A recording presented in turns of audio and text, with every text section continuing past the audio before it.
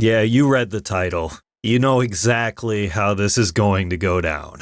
Let me get this out of the way right now before this video devolves into me just complaining about the series for 10 minutes straight. I'm a huge Assassin's Creed fan. I was the dude in high school drawing fan art. I was sketching hidden blades in assassin's robes. I remember drawing a poster-sized one of Altair on horseback staring over the cliffs, with Jerusalem in the background. I was at my local library scouring the internet for studies on genetic memory. I was so engrossed in the world of AC, it felt kind of like when I watched The Matrix for the first time. The existentialism. What if reality is just a simulation? AC was like that. What if we do have this ancestral memory locked away deep within our minds? The Assassins, the Templars, the Apple of Eden. Nothing is true.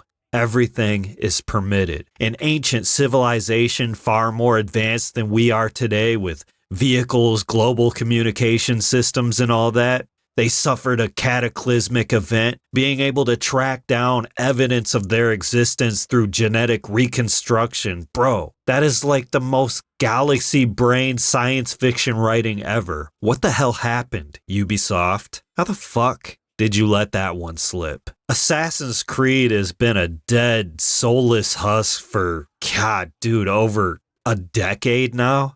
Ask any fan of the series and you'll most likely get a similar response. I feel like Unity, as bad as it was at launch, Syndicate 2, to an extent, they were still Assassin's Creed games. Unity had a damn good parkour system, creative black box missions, a satisfying combat system, and it's probably still the most beautiful world Ubisoft has ever created. I think I remember an artist spending several years just making the interiors of buildings, and man, they're just so detailed and intricate. Since then, there's been a number of open world games with Assassin's Creed in the title, and yeah, that's about it. Just the name, that's it. Not even the bones. As much as I loved Origins, Bayek, he's one of my favorite protagonists since Edward Kenway. Parkour, it was completely gutted. And I was in so much combat, it's hard to feel like an assassin when you're in combat like every 5 minutes. By Odyssey, nearly everything in the series was stripped bare and made into a grindy open world fantasy RPG. And this shocked literally no one, but when Valhalla came out, it just doubled down on what people didn't like about Odyssey. Social stealth? Yeah, that was a joke. What little Assassin's Creed elements it shoehorned in felt like a slap in the face to fans that wanted to see the series return to form. You know, that thing, that joke, that thing that game journals like to strangely repeat word for every big franchise release. Glowing reviews. You take a peek down in the comment sections though, and that thin veneer, it fades away pretty quick. Now, I'm not going to talk about how we should have had a Japanese main protagonist for a game that takes place in feudal Japan that has been marketed repeatedly as being historically accurate. Apparently now, just the act of noticing reality and then pointing it out makes you a bigot, chud, grifter, or whatever other colorful buzzword. They all really just mean the same thing. At the end of the day, AC Shadows is an open world Ubisoft game, and that's not enough. Not when we could be playing a million other games that are worth our time and money. Video games, I said this before, they're the ultimate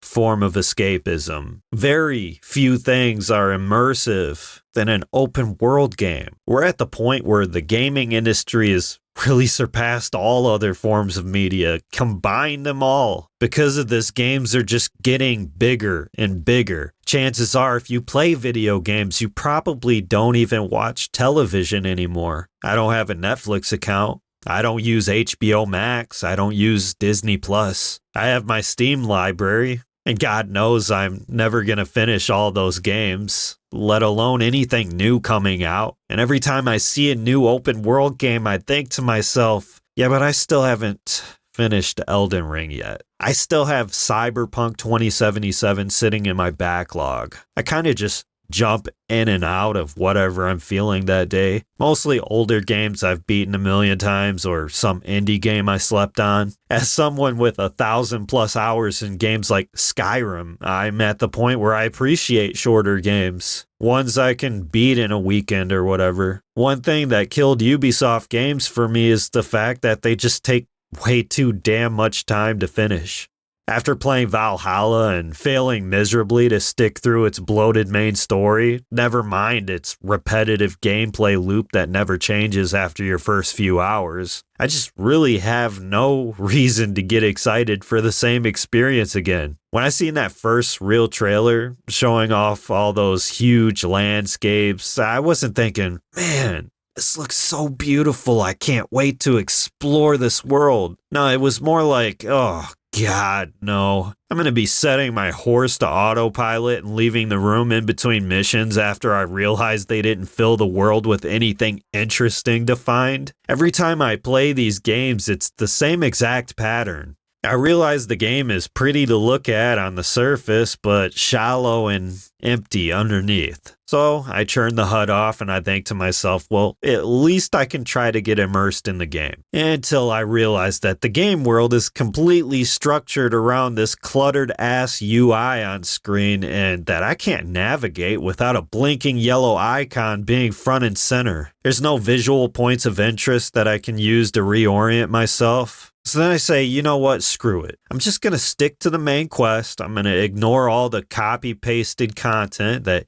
Ubisoft likes to artificially fill their games with, until I realize that I'm starting to fall behind on levels, and if I want to progress through the story, I'm forced to do all the copy-pasted bullshit. I end up fighting the same enemies. Only difference is the number above their head. That's the only thing that changes. Same repetitive ass combat. And this back and forth, it kind of happens for like 30 hours until I finally put the game down and just play something else. Games like Prince of Persia: The Lost Crown, the Rayman games, even games like Ancestors: Humankind Odyssey. It's really hilarious that I enjoyed those games more than the recent Assassin's Creed ones. Lower budget, lower expectations, more legroom to take risks and be creative. Can we just go back to that, please? You know, it's funny. When I see these different tiers, you remember when they had the tiers? I don't even know if they still have that. You know, the base game is $70, but you know, you don't want that one. You don't want the $70 one. That's the one that doesn't have the entire game. The one you want is the one for $110. That's the best deal because that's the one that comes with the season pass in your single player game. Or just hear me out. You could get the ultimate pack for $130. That comes with some dumbass fantasy mount or some shit. It's really like they think we're stupid or something. We've been conditioned now where instead of waiting a year and buying their game on sale for like $20, you know, now you just pay for the subscription and cancel it as soon as you're done with the game, or you just get bored of it. No doubt Ubisoft hopes that we forget to cancel our subscription so they can leech money off of us. But here's the thing. Why the hell would anybody spend that amount of money to play only Ubisoft games when you can just spend around the same amount of money and buy Game Pass? And you still get to play Ubisoft games. I don't understand it. Where's the logic there? I just find it strange that an average person like you and me, like it feels like we could run a better business than a billion-dollar company. I feel like anybody that plays video games could run Ubisoft better than Ubisoft. I mean, shit, Splinter Cell, Beyond Good and Evil 2, like why are we sitting on these IPs? You literally have a ticket to make an open world Assassin's Creed game with all the fantasy bullshit inside of it. Just don't call it Assassin's Creed, you know, call it something like Prince of Persia. Holy shit, you know, genius, right? You could have the parkour and the mythological boss fights and fans won't be upset. And you still capitalize on brand recognition. You know why Elden Ring has sold like, I don't know, man, what, like 30 million copies by now? Because From Software made a quality product with a specific audience in mind. And as far as I know, there weren't any microtransactions or in-game purchases. besides an expansion. I'm pretty sure the version of the game that I bought was the same game that everybody else got. You greedy ass bastards. You told us to get comfortable not owning your games. Well, it looks like people are finally taking your advice. Because seeing how badly Star Wars Outlaws flopped, Skull and Bones, it seems like a lot of people are really comfortable not owning your games. And that's really the biggest problem. It's that Ubisoft doesn't know who the hell they're making games for. Because you can't make something for everyone.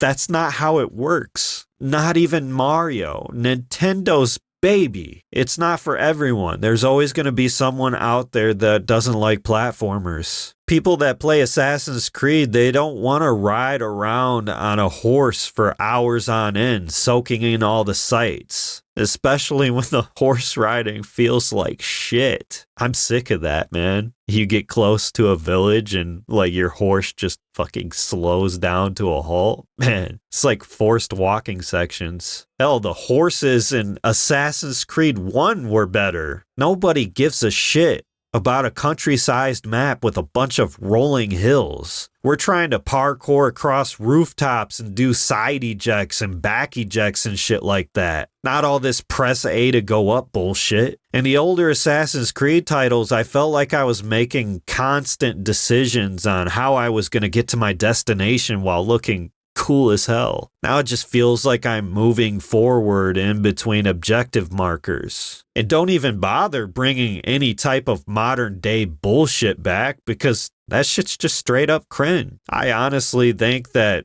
every modern day story after Desmond has been awful. Also, every dual protagonist too. It's just awful. It's bad. I don't think anybody would have complained if Syndicate just had Evie as the main protagonist. Instead of having Alexios and Cassandra, we could have had one single fleshed out character, like Bayek. In Shadows, they obviously made the Shinobi, the assassin character to appease the old fans, and the samurai character, Yasuke, is for the action RPG fans of the series. But again, a game for everyone is a game for no one. You can't pander to both sides. I mean, Capcom, they realized this with Resident Evil. They've been listening to the people who really matter. The fans, the gamers, the people that keep their business afloat. Not the game journos, not the access media. Even reviving dormant IPs. Okami,